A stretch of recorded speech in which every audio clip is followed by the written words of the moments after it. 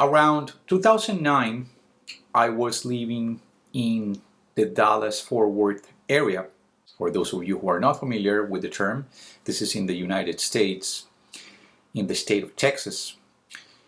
Around then, I remember attending one of the most mesmerizing art exhibitions I've ever been to.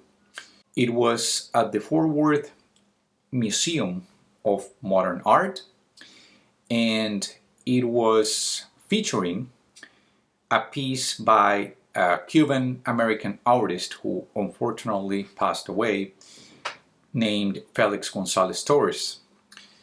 The thing is that the piece was not a conventional piece as what you will expect. The piece was composed by hundreds, if not thousands, of pieces of individually wrapped candy.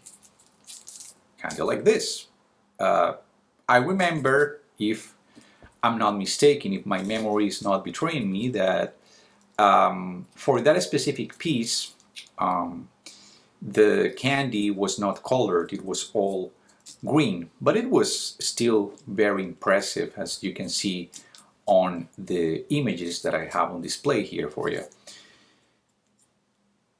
I'm not sure what caught my attention the most, if the piece itself and the way it was installed all scattered on the floor, or the way audiences reacted to it. Because on a first preliminary level, the piece was simply just candy. Candy spread on the floor. Candy arranged very carefully, I will say that, on the floor.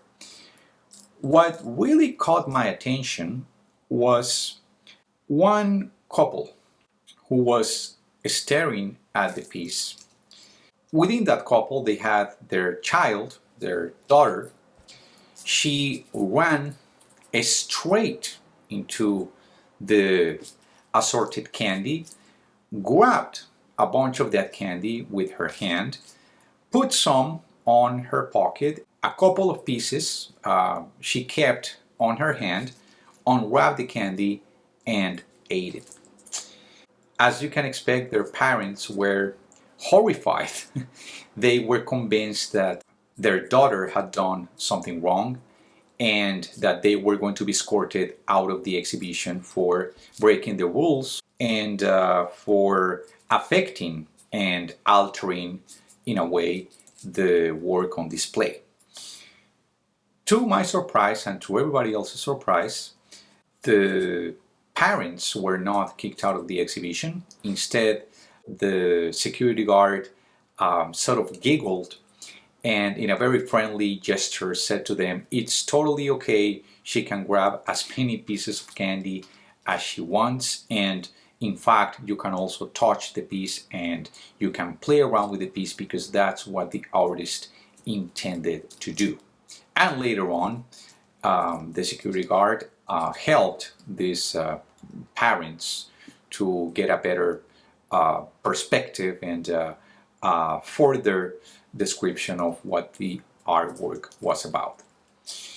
I wanted to briefly introduce you to that piece because it begs the question one more time as to what is it that makes an object a work of art and how audiences respond to works on display when there is some basic information that does not necessarily give you the full picture of what is on display. I want to further talk about this piece because it's fascinating how, depending on certain factors that have to do with placement, with context, with layout, with design, with distribution, with signage, with labeling, a single individual wrapped piece of candy arranged with other pieces of candy turns from a simple piece for the enjoyment of someone into something memorable, into something that you can contemplate, and into something that can acquire a more complex meaning. let's take a look at these two examples on display. On the left, we have the veranda post by Olowe of Ise, a carved column that was designed by this well-known master sculptor from the Yoruba peoples, a community in West Central Africa in what is now part of Nigeria, Benin, and Togo. The structure was intended to support a courtyard roof in a local king's palace among the Yoruba. If we were to look at the visual material qualities of the structure, we notice how the shape reveals a vertical, predominantly a straight shape that composes a two-tiered element. The material for the sculpture is wood. The wood was chosen by the sculptor and was carved out of it to give the visual appearance of organic and of biomorphic features, in other words, of features that resemble human and animal shapes. The structure is symmetrically balanced. Apparently, what appears on the left wing of the sculpture resembles or mirrors what appears on the right in a very even, in a very symmetrical way.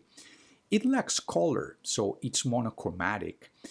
And as we continue observing the formal qualities of the structure, we notice how the human figure seems to suggest a figure of authority that is sitting on a small horse.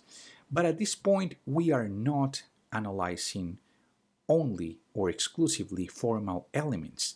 These formal elements, the way in which the structure, the sculpture is arranged, is revealing symbolically by the formal arranging, is revealing certain aspects that can be tied to other concepts. For example, what is the human figure holding? He seems to be holding some artifacts on his hands. On the right hand, he seems to be holding a pistol. On the left hand, he seems to be holding a spear. And on top of his head, he seems to be wearing a headdress, something similar to a crown or a symbol of royalty. And it is precisely this, the message that Olowe of Ise, in the name of the Yoruba peoples, is trying to communicate. The function of the object is simply to visually underline the Yoruba ruler's power and superiority, but such a message of power, of rulership, of superiority, of dominance would not be possible if it wasn't by the formal configuration and the compositional and design choices by the artists. So equestrian sculptures like this amongst the Yoruba peoples were symbols and stood as symbols to this day of regional authority. They were intended to favor a ruler who wanted to lead his people through visual messages of strength, of power, and courage. Then we move on to the next example by sculptors in the Roman Empire who came up with an equestrian statue of Marcus Aurelius. This is part of the late Roman Empire era. Originally, the sculpture was placed in a public plaza intended to be publicly on display. Now, if we compare it with our previous example, what do we notice in particular? We say from the get-go that the material is different. In this case, it's not wood, but it's bronze. Bronze is more durable, is more expensive, is harder to work with. Bronze, it's a metal, so it melts. You can pour it. You can use it in a cast molds, and you can reproduce it if the case. So in this case, it's not a carved sculpture, but it comes out of a mold. The emperor in this case seems to be wearing different clothes as opposed to the equestrian figure from the Yoruba peoples. It appears imperial rather than military. He has no armor, and instead, it seems that what is emphasized is his intellect and his humanism. His beard is emphasized. His imperial robes, his imperial garments are emphasized, which helps to explain why his focus was not on achieving power through military enterprises, but instead the statue wants to convey how the power he imposes on his people is based on his intellect over his physicality and military power. His arm is stretched as a gesture of mercy, but also of control, of dominance, and of rulership. Now, what do they both share? They both share that a man, the figure of a man in a horse, is a symbol of governance, is a symbol of power. Both equestrian statue of Marcus Aurelius and the veranda post show rulers of the world, rulers that reign the territory. This is key to understand because we see here how different approaches in both sculptures share same concerns, share same intended meanings, share similar functions to act as images of power and superiority. Two artworks, different periods, different cultures, different times, different contexts, same or at least very similar message, almost identical message. Military men in a position of power, conveying authority, conveying rulership, that's all. Different materials, different shapes, different colors, different sizes, different cultures.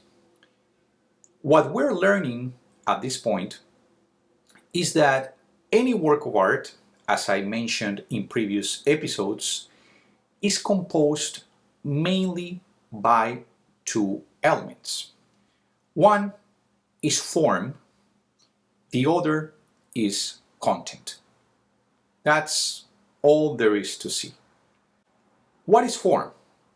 Form refers to all the design principles, all the compositional decisions and choices and arrangements that the artist makes at the moment of creating the work. So when it comes to form, we are thinking of all those different elements that when put together give shape, give some sort of material presence to the piece. If we were to name them, we could start by thinking about line, thinking about size, color, balance, shape, etc., etc. Now, here's for those of you who are in art school or taking some art appreciation, art history course, for those of you who are curious about how to distinguish between one and the other, when it comes to form, when it comes to all these principles of design, all these elements of composition, you are still not defining the artwork in the sense of meaning. You are not looking at meaning. You are not interpreting the artwork for what it intends to say when you look at formal qualities, when you look at elements or principles of design and composition. All you are doing is describing the piece for what you see right away. Imagine when you were children and the way you describe the world is a very formal, is a very material way. You describe the world by referencing sizes and colors and shapes, but it's very rare when you describe the world in terms of meaning, because we are still, when you are 2, 3 years old, you are still trying to figure out what those shapes, what those sizes, what those textures, what those smells, what those, you name it, what all those things mean. At that point, you are thinking about form, you are thinking about a structure only. Now, when you try to ask the question of what those forms, what those shapes intend to say, that's when you jump into the other question or into the other category, if you want to put it that way. And that category is content. Content refers to the type of intended meanings that can be extracted from all those previous steps that the artist took at the moment of creating the work of art. And again, let's try to go and dig a deep further and accept that many of these elements are not exclusive to art only. They are, and I already said the term before, they are defined as principles of design. So when we think about design, we think about the everyday. There is a reason why I chose to wear this shirt today, or there is a reason why certain universal systems for signage work in the way they work. To give you just a simple example, and we will get back, let's look at what happened with the universal sign for exit when it comes to emergencies. Look at the image that you see on display for a second. What is the first thing that you see? Really, what is the first thing that you see? If you say that what you see is the exit sign, then you are defining the object by its meaning, but not by its visual qualities. I'm not saying with this that you are necessarily wrong, but what if I told you that this is not really the first thing that you see?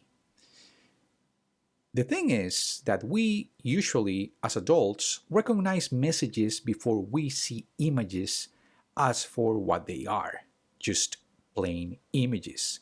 So, how is the process of recognizing shapes as things? And how comes that our brain processes that information? The idea to change the exit sign that most of us are used to seeing took place around the late 1970s when Japanese designer Yukio Ota realized mostly three issues that take place with the 1911 American exit sign. The first issue is accessibility. Not everyone could read or was literate in English in order to understand a symbol, a pictogram, such as the American English sign that was established in the early 20th century. On top of that, for example, in Spanish, the word for success is éxito, which can easily be confused with exit. Speaking of confusion, the red layout can easily overlap with the tone and intensity of actual flames during a fire emergency, which is something that you don't want when it comes to trying to evacuate a space. On third place, the red color triggers feelings of panic and anxiety. Red suggests ideas tied to danger and alert, making the evacuation process less effective and more nerve-wracking. Despite Otis's adoption of the sign as an ISO standard in many countries as early as 1985, it was only until the early 2000s that the sign was finally adopted in places such as the United States and Canada. Ota's design, known as the Running Man, solved three issues that were encountered with the 1911 American exit sign. First, the Running Man by Ota is accessible. There is no need to read. And there is no need to read because it's a pictogram. is not a word, it's a pictogram, a visual symbol, as in a hieroglyph, the name given to this channel. It's a pictogram that is action based, that is not word based. So, by looking at the human silhouette, you know what to do and you know how to respond in case of an emergency. And on a third place, we have the color choice. Green, opposite to red, suggests passivity. It's not a triggering color, but instead allows you to keep your calm and move on. This example serves as an excuse to introduce you on the importance of the formal qualities of an object in relation to what you want to communicate. However, we have to remind ourselves that these choices don't come from the modern era or are exclusive of the world of designers and advertisement agencies. The roots of design, composition, and all sorts of visual arrangements can also be found in art making. In the 20th century, art historians as Avi Warburg and later Erwin Panofsky devoted their scholarly practice to study the complex processes that take place in our brain to allow viewers to decode images and make them into ideas that can eventually persist over time and be easily identifiable just at first glance. In simple terms, they studied the intricate patterns that enable humans to translate images into words. The application of these formalist methods to understand the visual world around us suggests that we can write through images, to say the least, or to put it simpler, that images alone can tell a story without a written explanation. To that discipline, to that study of how images speak by themselves, the Greeks gave the name iconography. What is iconography? Iconography can be defined as the broad study of symbols and images over time. Specifically, in our case, the study of the symbols and images in a work of art. Icon comes from the Greek eikon, which means image, and graph comes from graphy, that means writing. Together, iconography suggests that we can, quote, write through images, or to say in a different way, that images alone can tell a story without a written explanation. For example, let's take the essential shape of a cross. What is a cross? In its most basic definition, a cross is an intersection of a vertical and a horizontal actual line. Now, under a formal point of view, a cross suggests the balancing of two forces, an active vertical force and a passive horizontal force. Cultures across time have used the symbol of the cross to define, to symbolize something beyond the simple interpretation of active and passive forces or vertical and horizontal tensions.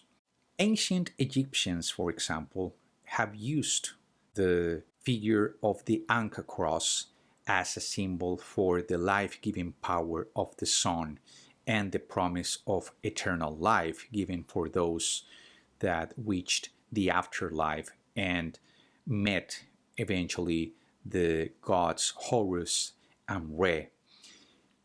The symbol of the cross was later adopted by Christianity to symbolize the life, the passion, and the suffering of their Savior, of their Messiah, Jesus. A standard that remained the rule for Christianity throughout the Middle Ages and later on throughout the Renaissance.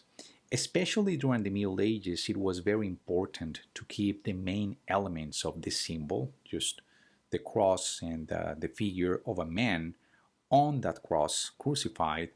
It was important to keep it, to symbolize it, to standardize it. Keep in mind that in times such as the Middle Ages, most people didn't know how to read or how to write. The rate of illiteracy was very high, so by looking at the image of a man on the cross, pilgrims will recognize right away the intended message. This is Jesus on the cross. Jesus on the cross equals Christianity, a symbol of martyrdom and sacrifice. It was only until the late 14th century when we begin to see a more literate society in Europe with the introduction of the printing press and the popularization of vernacular literature. Centuries later, artists, especially in Europe, decided to appropriate and reframe these well recognized symbols to speak for more complex or more universal truths. In the case of Francisco Goya, the central figure in the executions of May the 3rd adopt the pose of Christ to allude to messages of redemption, salvation, martyrdom, and sacrifice. But Goya's appropriation of the iconography is not intended to repeat the symbolism and significance of the cross in 14th century Europe. And this is why context analysis is important. If there is something that art has kept throughout the centuries, are the principles of continuity and transformation. And that's what art is all about. Continuity, defined as the retaining of an image, of a visual idea from the past, from tradition, and transformation as the ability to adapt that idea and make it your own based on your own experience and your own time. So the art that we see today, the art that is produced in our days, is the result, is the byproduct of the realities, but also of all the traditions that have been kept throughout the centuries up until this day.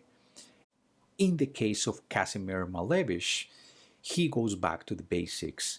We have again a vertical and a horizontal shape joined as passive and active forces, one in red, the other in black. It's a non-objective artwork in the sense that it's not representing anything. However, Malevich was born and baptized into a Roman Catholic family.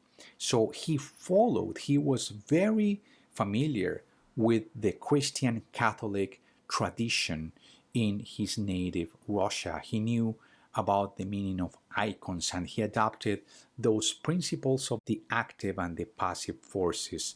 In fact, it's interesting how he is keeping the color red for the vertical shape as an active force and the color black for the horizontal shape as a passive force. It's not always possible to apply an iconographic analysis to every single artwork that you are in front of. In the case of Kenneth Nolan's graded exposure, form prevails over meaning, and form is as overbearing as you can get, to the degree that to try to look at meaning or to try to link the artwork with some sort of naturalistic resemblance is not only impossible but unnecessary. What we have here is what you get: a horizontal strip of flat uniform colors of a primary and secondary nature. You have different hues of red, of yellow, and of blue, and you also have an assortment of secondary colors such as orange, green, and purple. He evenly composes the visual weight of the color hues, of the tonalities, of the intensities, but what we find interesting is that in order to focus on the top strips, Kenneth Nolan used highly intense warm tones. If you were to try to extract some type of meaning in this artwork, maybe it's possible to say that he's trying to bring a very abstract approximation as to what the experience of being in front of the beach is. So you have the sky and you have the warmth on top, and you have cool colors that resemble the sea and the beach and the soil in the lower and in the middle ground. Now, after our example of the international sign for exit, or the exit sign that you see in buildings, in airports, at your workplace, at restaurants, convenience stores, etc., we have discussed so far, and I have said this many times, that what you see in a work of art boils down to form and content. So form for all the principles of composition, all the elements of design that the artist takes and arranges and decides at the moment of conceiving the piece of art, and content. Now, content is not possible without those artistic choices that were taking place ahead of time when the piece of art was conceived. The artist selected colors, sizes, textures, rhythms, repetitive patterns, geometric or organic shapes, etc., because the artist wanted to say something. Even if the artist wants to say, there is no meaning in what I do, implicitly those shapes and those decisions evoke an idea that you, as an audience, as a spectator, as a participant of the art experience, will eventually want to break down, to decode. Content has to do with meaning. Content is every single message that you can extract from the artwork once you make sense of all those shapes, of all the elements of design, of all the principles of composition that the artist decided at the moment of producing the piece. But we are missing a very important piece of the puzzle. If we go back to our introduction, as we were getting into Felix Gonzalez Torres' piece, it's very hard, it will be very unlikely for an spectator to know what the artwork is about without a background story, without a context. So you, as a viewer, as a spectator of an art exhibition in a gallery, in a museum, in an art space, you can easily try to figure out the formal qualities and the content behind the artwork based on what you see. But there are things that you cannot decode unless you have some extra, some basic information at hand. Typically, that extra information at hand is provided by the art space, by the gallerist, by the curator, by the organizer of the exhibition. Don't disregard that information. It's very useful, and I know how some of you may think, oh, it's a bit imposing and it affects the spontaneous experience of the spectator who goes to the art show and tries to figure out the artwork on their own terms, and I don't want to see any extra information that is going to take me away from my own personal experience. If you're one of those, fine, totally respectable, and I'm with you. I think that it's very important to keep the spontaneity of your experience at the art exhibition. However, the thing is that having a bit of context about the piece will even open the scope for a better interpretation and will allow you to contrast your own personal interpretation with what the artist was trying to say. What info do you get in a museum label? First of all, as you enter the space at an art exhibition, it's very likely that you will want to get some basic guidance. What's the information that you typically get on a label? First, you see the name of the artist. So you have the name of the artist, full name, typically in bold.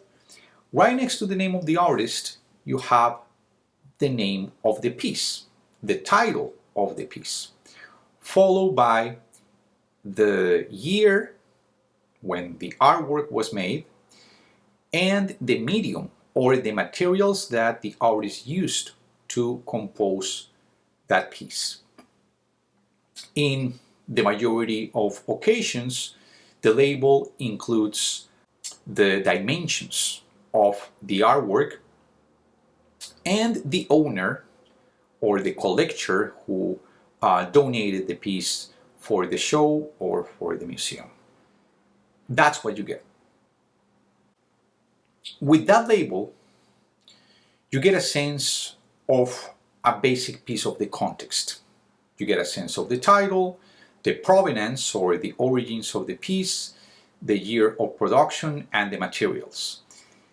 Still, you will need a bit more information to understand the background story of the piece. That's what art historians do, that's what art curators do, and I will even say that is the most important piece of information that you get in an art exhibition, because it gives you the full picture of context. Now, context at this point can be discussed under two realms. You can think of obvious context and a specific context. The obvious context is what you get when you are in front of the piece, when you try to figure out what the piece is telling you just by looking at the year of production, by the title, and by the name of the artist and the media or the materials used. That's all. It's very obvious. So you see a piece that is composed by assorted candy, and that's what it is. It's just candy on the floor assorted in a way that is trying to say something. Now, if it's trying to say something, perhaps you want to know more and you want to know exactly what is it that the piece is trying to say. That extra piece of information is key for that process. And in the following example, we will finally land our conversation into the piece that I experienced at first hand in 2009 at the Fort Worth Museum of Art. We're going to look at Felix Gonzalez Torres's Untitled, also known as Portrait for Ross, a piece that speaks extensively of the experience of a marginalized community. And let's get into it.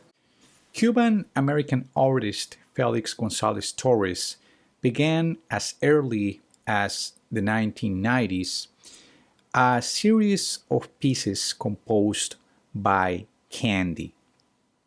As audiences walked into gallery spaces, they will find pieces that were composed by individually wrapped pieces of candy in cellophane paper.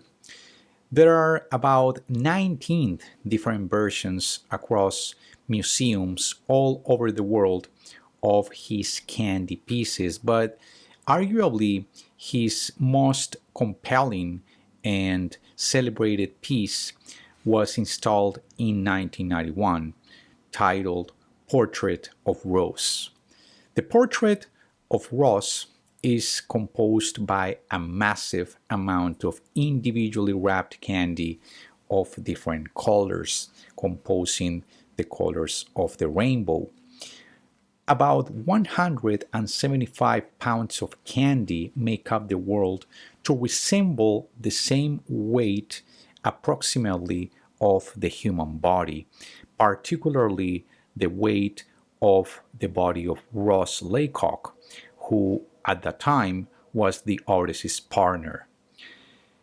The artwork has a sculptural element to it, but it's not intended to be read or to be seen as a traditional sculpture. In the tradition of art, sculptures are meant to be seen, to be looked at from a distance, not to be touched or not to be interacted with.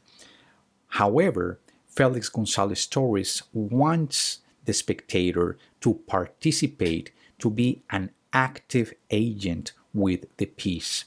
In fact, the idea intended by Gonzalez Torres was to create not only an interactive but also a temporary sculpture. And the way it worked, as it is installed, as it was originally installed, and as it is still installed around the world, is for spectators to grab a piece of candy or to take a handful of the candy composing the piece, to either collect it or to unwrap it and eat it. And by doing that, the sculpture is reducing its size, it's reducing its weight, but subsequently is also reducing its whole existence to the degree that at some point all the sculpture as a material installation and as a physical object is gone. The act of grabbing the candy, the act of taking the candy with you and eating it is also manifested as an act of love in a way that spectators are positively engaging with the intimacy and with the love bond between Felix and Ross. We are part as spectators of their love story, and in a way we are participants of their intimacy by having a piece of that candy symbolized as an allegory of love. The sculpture turns into an ephemeral experience, as ephemeral as Ross's life, because turns out that Ross died of AIDS in 1991. Sadly, 5 years later, Felix Gonzalez Torres also passed away as victim of the same virus, of the same disease. The portrait for Ross is not a portrait in the conventional sense of the term. It's not our traditional idea and how we associate the concept of a portrait with an installation in an art gallery or in a museum. But the artwork is very powerful because it's twisting the meaning and the way we typically think of candy to speak of something more complex, to speak of human dignity, to speak of love, to speak of a life that was lived, that was enjoyed, that was shared with a partner, but that unfortunately was taken away by a terrible and very unfortunate illness. Felix Gonzalez Torres with this piece is dignifying, is remembering, and is honoring the life of his partner, but not with direct or an obvious portrait as it could be expected, but instead by using symbols, by using allegories, by using icons in a sense that is compelling, that is pushing the viewer, that is pushing the spectator to participate in the piece, to look at the formal configuration of the piece, to decode the symbols behind the piece, and to finally understand and complete and collaborate in the process of creating a context for the piece.